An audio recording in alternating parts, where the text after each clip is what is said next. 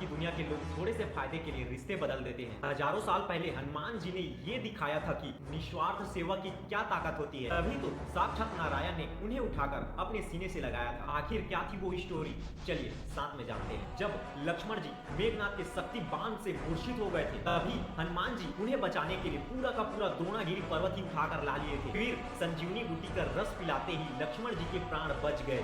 वानर सेना में हर्ष की लहर थी, लेकिन उन्हीं उत्साह के भी श्री राम जी की दृष्टि उस एक ही वीर पर थी जिसने उनके पूरे वंश को बिखरने से बचाया था। श्री राम जी की आंखें प्रेम और कृतज्ञता की आंसुओं से भीगी हुई थी। उन्होंने हनुमान जी को अपने समीप बुलाया। उस समय एक ऐसा क्षण आया था जो इतिहास में अमर हो चुका है। जय श्री राम।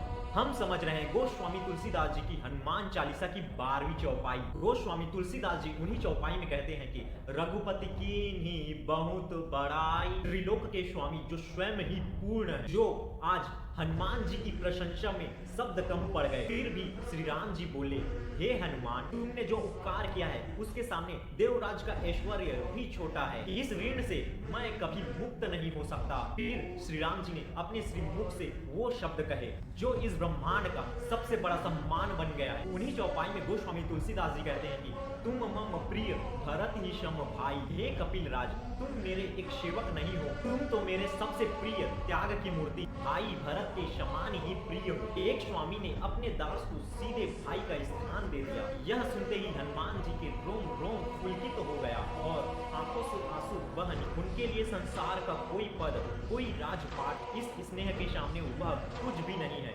प्रभु का प्रेम ही सबसे बड़ा पुरस्कार था। हनुमान जी हमें सिखाते हैं कि जो बिना किसी स्वार्थ और अहंकार के सेवा करता है, परमात्मा उसे केवल अपना एक भक्त नहीं बनाते, उसे अपने परिवार का एक हिस्सा मान लेते हैं। जय श्री राम। आपका दिन मंगलमय।